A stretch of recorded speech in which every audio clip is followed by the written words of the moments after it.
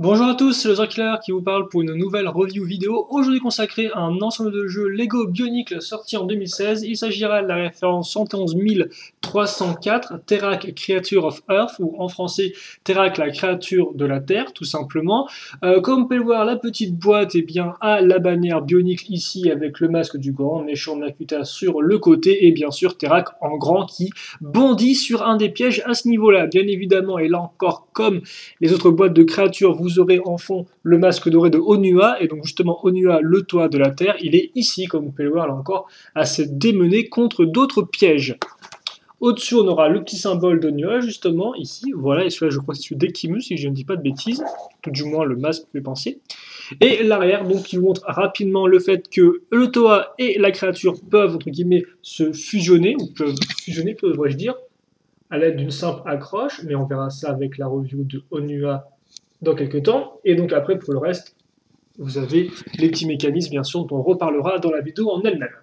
Vient ensuite le mode d'emploi qui s'ouvrira avec une petite bande dessinée. Donc très rapidement, comme vous pouvez le voir, je vais un peu rapprocher ça ici et faire en sorte que vous puissiez bien voir. Voilà, donc Umarak, le chasseur qui attaque une caverne avec, comme on peut voir, ce petit piège ici.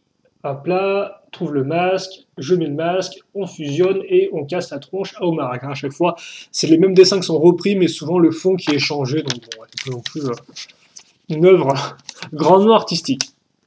Vous avez la liste des pièces ici, vous avez la pub pour Umarak, et ensuite le fait que toutes les équipes, entre guillemets, peuvent fusionner, et une image avec les 12 personnages réunis.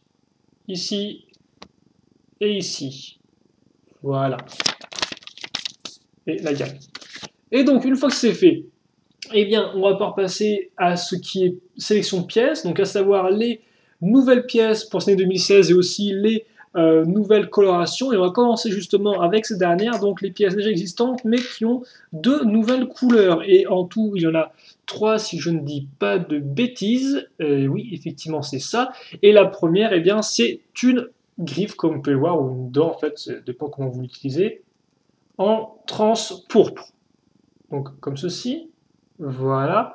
Et il faut savoir que ces pièces-là, pour l'instant, sont uniques à Terrac. Comme ceci. Ensuite, on aura un os, là encore transpourpre. Et là encore unique à cette créature, pour l'instant. Et enfin, une autre pièce transpourpre, une armure de 4. Elle, par contre, n'est pas unique, car Onua l'aura aussi. Voilà. Ensuite viennent les nouveaux moules, et là, ils sont au nombre de 5. Alors, le premier est un peu spécifique dans le sens où ce n'est pas vraiment une pièce qui est flamboyante, c'est une simple pièce, entre guillemets, de connexion. C'est cette espèce d'assemblage entre une barre et une roue dentée. Voilà. Et ensuite, pour ce qui est pièce un peu plus particulière, on pourra noter donc effectivement la nouvelle pièce dite d'unité, qui permettra de relier à l'aide de petites pièces d'interconnexion et la créature et son Toa, même si bien sûr cette pièce peut aussi servir pour faire des armures et tout autre type de pièces. On aura ensuite donc le piège, enfin une moitié de piège ou du moins. Les deux moitiés seront identiques, on aura juste à les raccorder et ça on le fera juste après. Vous noterez les accroches ici, là et sur les côtés. Mais là encore, j'aurai le temps d'en reparler plus en détail juste après. On a ensuite donc ces extensions d'armure, comme vous pouvez le voir, dorées et transparentes. Donc il faut savoir qu'avec cette couleur-là, seul Terrac et Onua l'ont. Accroche bien sûr ici, classique. Et bien évidemment, c'est aussi un nouveau moule, comme vous pouvez le voir, hein, le moule un peu d'armure, d'extension d'armure cristalline, j'ai envie de dire même, donc qu'ont la plupart des toits. Et enfin vient la tête de créature, là encore dans une couleur qui est unique à notre ami Terrac, comme vous pouvez le voir, le doré avec un dégradé vers du pourpre transparent à l'arrière. Même si pour moi c'est un peu plus bleu foncé que pourpre, mais après, comme je suis pas très fort niveau couleur, je ne préfère pas trop m'avancer là-dessus. Bon, et bien voilà pour ça, on va maintenant commencer non pas avec la créature, mais avec le fameux piège dont je parlais tout à l'heure. Et pour ce faire, eh bien, on va prendre 2 pièces comme ça. Alors, attendez juste 2 secondes. Voilà. On va prendre effectivement 2 pièces. Je vais arriver avec mon focus. 2 pièces comme ceci, que je vais rattacher grâce à des petites pièces qui me permettront de faire pivoter tout ça. Donc, comme ceci. Ensuite, histoire de consolider l'accroche entre mes 2 pièces comme ceci, eh bien j'ai casé un œil à ce niveau-là, et de l'autre, une petite pièce grise. Donc sans rien en fait. Enfin, je vais faire les pattes à l'aide de cette petite pièce plus foreuse, qui forcément reprend bien le thème de la Terre. Hop là. Et comme ceci. Et donc là, eh bien, j'ai ma créature, donc j'ai mon petit piège sur pattes qui est terminé. Je me permets juste de baisser un peu voilà, la caméra pour vous le montrer rapidement en pivotant. Bien évidemment, en termes de mécanisme, un piège un peu comme ça, un piège, une sorte de piège à loup, piège à ours, eh bien ça se referme, voilà, et donc ça peut aussi s'ouvrir. Les pattes peuvent être pivotées elles aussi, et à noter qu'effectivement, vous avez peut-être remarqué ça, mais sur le mode d'emploi, eh bien les pièges ne sont pas mis comme ceci en fait, ils sont mis comme ça, genre un peu comme des sortes de grandes bouches, quoi, tout simplement. Ce qui est un peu particulier, je trouve, hein, mais bon, après tout, pourquoi pas. Moi, je préfère comme ça, et en plus, je peux facilement imaginer qu'avec leurs petites jambes foreuses, ils creusent dans le sol et s'enfoncent, voilà, pour s'y terrer et surprendre les créatures et les toas. Donc là encore, sympathique, je trouve, petit piège qui reste dans le thème. Enfin, maintenant, on va passer à Terrak et à sa construction. Et on va commencer avec le corps, qui est, ma foi, plutôt classique, car effectivement, on part d'un corps, tout du moins, tout simple, donc un petit corps avec le bol jaune pour, logiquement, la tête, les bras, les jambes, etc. Dans les jambes, vous remarquerez, fait avec un os, pied, plus la petite pointe à ce niveau-là. Par contre, ce qui est plus intéressant de remarquer, c'est l'ajout d'une pièce grise ici, qui va nous être utile tout de suite, car en effet, c'est avec ça qu'on va fixer la pièce dorée comme ceci. Donc en fait, je vais juste aligner les trous à l'arrière. Puis après, ce que je vais faire, c'est que je vais caser cette pièce-là, comme ceci, avec comme port une petite pièce noire qui a une accroche qui va vers l'arrière. L'accroche qui va vers l'arrière nous sera très utile, et d'ailleurs on va en mettre une seconde. Et donc là, on a fait, entre guillemets, la première partie du corps. Maintenant, on va faire la seconde, parce qu'elle est à ce niveau-là, et qui va être la plus importante, car c'est elle qui va permettre de maintenir les bras, surprise, surprise, et aussi qui va faire office de mécanisme. Et donc, à quoi ça ressemble? Eh bien, c'est, entre guillemets, on va essayer d'expliquer ça assez facilement.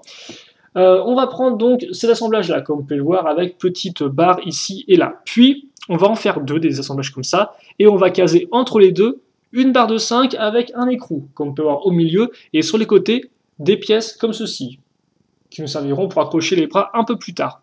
Ensuite, une fois qu'on a ça, on va caser notre pièce grise en particulière à ce niveau-là. Alors attendez que je fasse ça bien comme il faut, voilà. Et donc maintenant, comme vous pouvez voir, j'ai mes deux roues dentées qui sont liées ensemble. Ensuite,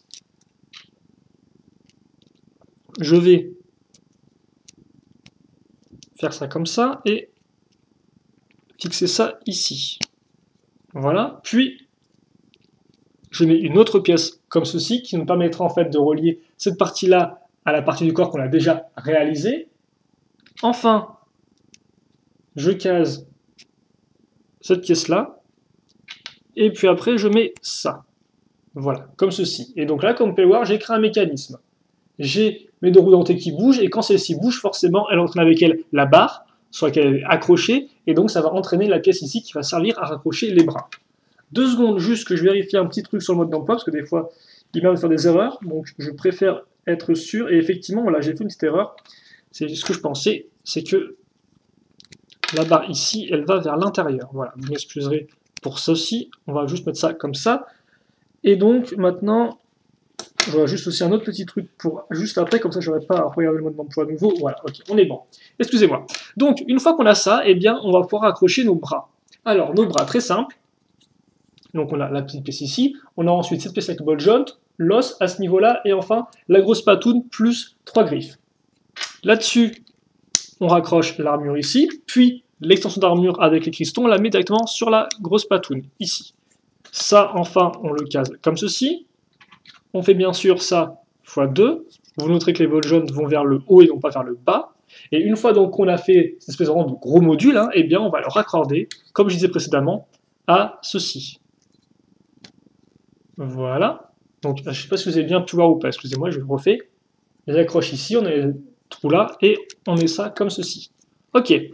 Une fois que c'est fait,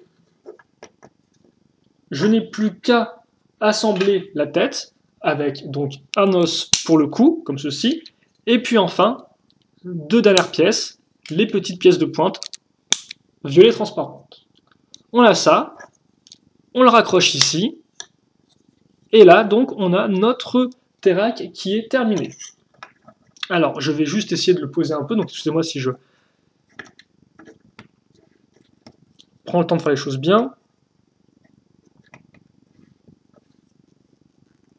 Voilà, histoire qu'on soit bien comme il faut.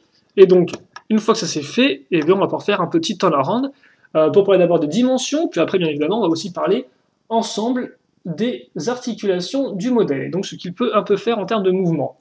Donc, comme on peut le voir, Terac, en termes de dimension, il fait du 7 à 15 cm de largeur. C'est-à-dire qu'effectivement, là, vous avez 7 cm d'un bout du pied à l'autre, et par contre 15 si vous mesurez d'ici jusqu'à là. Donc voilà, vous pouvez faire un peu le moyen entre les deux pour vous situer un peu la taille du personnage. Ensuite, en termes de profondeur, il fait 6 cm, donc d'ici à là. Et puis après, en termes de hauteur, on est dans du 13 cm de hauteur. Donc voilà pour les dimensions à peu près du modèle. Ça devrait vous donner un peu une ordre d'idée de la chose. Enfin, niveau articulation, on va commencer du bas et on va monter jusqu'au haut. Donc les jambes ont deux points d'articulation, deux bonnes jambes, donc ce qui fait que vous pouvez, par exemple, voilà, le mettre un peu plus proche du sol, comme ceci. Donc bien sûr, ça reste un peu limité, mais néanmoins, vous pourrez être en mesure de faire des poses plus ou moins dynamiques. Voilà, par exemple comme ceci, avec une jambe plus haute que l'autre, par exemple. Ensuite, on a la tête, donc la tête qui est sur deux bottes jaunes, ce qui fait que vous pouvez la mettre comme ceci, même en haut, voilà, il n'y a pas vraiment de souci. Et aussi, ce qui est assez intéressant, c'est que comme il y a deux bottes jaunes, vous pouvez aussi la tête la mettre comme ceci, vraiment en arrière, donc pour la mettre beaucoup plus au niveau des épaules, ce qui donne un côté un peu plus bossu, peut-être un peu plus personnage de terre, bioniclesque, hein, ce qui souvent on la tête un peu basse. Donc vous pouvez aussi faire ça effectivement avec Terra, donc là bon, c'est un peu à l'extrême, hein, c'est pour vous montrer, mais voilà, vous pouvez plus ou moins la baisser pour la rendre peut-être un peu plus rentre dedans. Vous pouvez aussi bien sûr la mettre très en avant comme ça, si vous préférez un côté peut-être un peu plus dynamique, bien évidemment. Les deux grilles bien sûr peuvent être pivotées, donc si vous voulez mettre ça comme ça, vous pouvez. Moi je préfère le mettre un peu dans la suite du mouvement, mais voilà, il n'y a pas de souci avec ça. Là encore, hein, c'est articulable, donc c'est à vous de voir ce que vous voulez en faire. Ensuite, les bras sont sur donc deux ball joints, celui-ci qui est plus ou moins libre au niveau des épaules, et celui de la main forcément qui va être un peu plus limité. Comme vous pouvez le voir, chacune des griffes peut être refermée, et ça, près tout, donc ça fait que des fois, effectivement, les griffes n'ont pas beaucoup n'ont pas non plus trop un champ d'action trop étendu, j'ai envie de dire. Hein. Comme vous pouvez le voir, elles atteignent vite leurs limites. Et enfin, le dernier mécanisme, c'est tout de même ceci. Voilà. Donc comme vous pouvez voir, en fait, vous pouvez lever les bras pour faire en fait comme si le personnage, excusez-moi, je parle un peu vite, était en train de creuser. Donc par exemple, vous pouvez mettre ça comme ceci, voilà. Et puis après, tout simplement, hein, vous levez les pattes comme ça, et puis vous pouvez faire des choses dans cet ordre d'idées-là. Donc par exemple, mettre plus ici, à ce niveau, affaissé, et voilà. Même s'il est encore comme peur, des fois, selon comme vous placez la tête sera plus en avant que les griffes, ce qui forcément est un peu dommage. Mais là, comme toi, si tu fais ça comme ça, là, il fait vraiment un peu rôdeur, et là, c'est un peu plus top, hein, comme ceci. Ou taupe, plutôt, devrais-je dire, plus on fait comme ça, voilà. Donc voilà pour les mécanismes, et voilà pour le modèle en lui-même. Donc maintenant, eh bien, il ne me reste plus qu'à vous faire un petit bilan de ce personnage, Terac. Et donc, est-ce que je vous le recommande déjà ou pas? Eh bien oui, je peux vous le recommander parce que c'est un modèle qui est à la fois fort solide. Alors ce n'est pas le plus original de tous, mais néanmoins je pense que ce qu'il fait le mieux, c'est le fait que c'est un... comment dirais-je? Donc on va mettre ça comme ça aussi.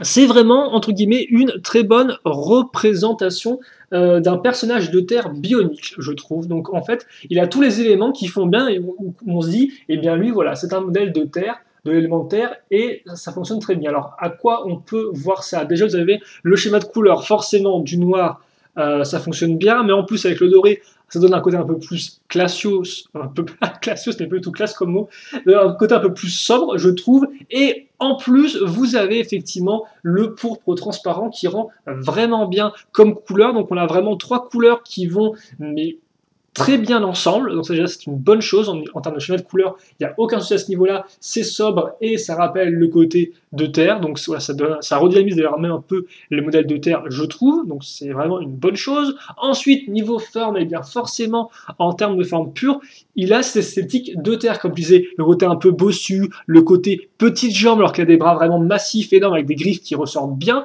et bien tout ça fait que vous avez un modèle, voilà, là encore, qui représente vraiment bien la terre. Alors certes, il y a aussi des petits problèmes, hein. Les bras sont aussi un peu petits, un peu, je trouve, peut-être un peu trop petits en termes de mouvement par rapport au mouvement qu'on pourrait vouloir les faire, qu'on pourrait vouloir en faire, mais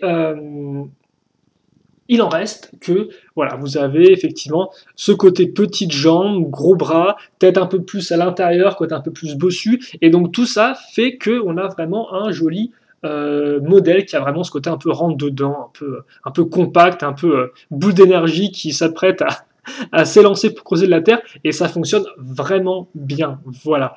Idem d'ailleurs aussi pour les espèces de cristaux ici qui font un peu comme des flammes, comme vous pouvez voir, on a pas des flammes qui suivent le mouvement de la main, donc ça rend vraiment bien, je trouve. Voilà. Je les avais aussi placés auparavant à ce niveau-là. Ça rendait différemment, mais ça n'avait pas non plus cet impact vraiment des grosses griffes massives. Voilà.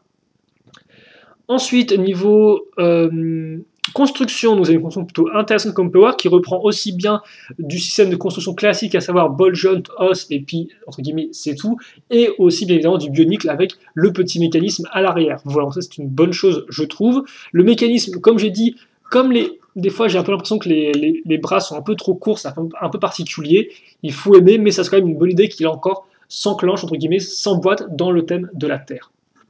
Enfin, vous avez la construction en elle-même, et donc qui est plutôt fonctionnelle, et je pense qu'aussi en termes de pièces, vous avez quand même une bonne sélection, comme vous avez pu le voir, avec vraiment pas mal de recolor ou pas mal de nouvelles pièces, hein. Même il y a presque que ça, j'ai envie de dire en fait. Et donc au final, le seul vraiment souci que j'ai avec ce personnage-là, hormis des bras qui sont articulés un peu bof à l'avant et qui peut-être paraissent un peu trop courts, même si là encore ça contribue au design, c'est aussi quand même les ball joints apparents, hein. Forcément, à vouloir faire les bras sur d'autres choses, à vouloir faire un vrai mécanisme pour eux, eh bien, on a les ball joints de libre, ce qui des fois peut être un peu caché sur un modèle moyen, mais là sur un modèle petit, effectivement, bon, ça ressort quand même un peu, même si ça reste de couleur noire, et forcément souvent, quand c'est de couleur noire comme ceci, ça a tendance un peu à disparaître, c'est pour ça comme ça, à disparaître avec le fond du modèle, mais là je dois avouer que, eh bien, voilà, il ressort quand même un peu, et ça pourrait en gêner certains, surtout qui n'aiment pas ce concept de ball joint un peu à nu, voilà. Donc ça peut aussi être un second souci pour ce modèle-là. Enfin, pour conclure, le piège est de qualité, je trouve. Les petites foreuses sont bien pensées, c'est pas non plus extraordinaire, mais ça fait quand même bien l'affaire et ça, honnêtement, moi je le trouve sympathique. Voilà, donc après, j'en ai pas non plus trop pour comparer, mais moi j'apprécie bien. Après, il faut noter qu'effectivement, ce mécanisme de construction-là pour la créature, vous allez la retrouver sur la créature de Kopaka. Donc là encore, à vous un peu de comparer les deux, voir celui que vous préférez. Les deux sont très similaires, mais ça, je pense qu'on y reviendra quand on fera le modèle spécial de Kopaka, de Melum plutôt, Melum et Kopaka. Voilà. Mais pour l'instant, donc on était sur Terrak, la créature de terre, et je pense que vous l'avez compris, c'est un modèle qui est franchement très bien, qui n'a pas beaucoup de soucis selon moi, qui a un design qui fonctionne, qui a aussi une construction qui est intéressante, qui est une bonne sélection de pièces. Donc en clair, on a vraiment, eh bien, on a vraiment un très joli, je trouve, alors peut-être pas non plus hommage, mais tout de même une très belle représentation de ce que devrait être un set de terre, je pense. Alors oui, encore, ce que devrait être fait un peu genre obligation, ce n'est pas du tout le cas, c'est juste pour dire que voilà, dans l'image qu'on a souvent des sets de terre, on a quelques grands principes, les griffes, tout ça, etc., le côté un peu plus bossu, et voilà, lui fait tout ça, mais lui donne un aspect un peu plus moderne, je trouve, et qui rend vraiment bien. Donc non, honnêtement, Terrak, très bonne créature, je peux vous la conseiller. Peut-être pas aussi spécifique par exemple que Akida, hein, la créature de l'eau, mais néanmoins elle reste très efficace et elle fonctionne vraiment bien de A jusqu'à Z. Ça je pense que vous l'avez compris malgré quelques petits problèmes ici et là, mais franchement c'est du très bon et donc je peux vous le conseiller. Voilà. Si vous, néanmoins, donc il vous reste quand même des questions sur ce modèle-là ou des commentaires à faire, eh bien n'hésitez pas à les poster, j'y répondrai avec grand plaisir comme d'habitude. Pour le reste, on se retrouve pour une prochaine vidéo. Normalement, la prochaine, si je ne dis pas de bêtises, ce sera un Toa, ce sera l'Iwa, ce sera un nouveau chose qui s'en collera. Et donc, voilà. C'est un retour là-dessus, donc on se quitte là-dessus. J'aime bien me répéter. Passez une bonne journée, une bonne soirée, ce que vous voulez. Portez-vous bien et à la prochaine. Allez, salut à tous.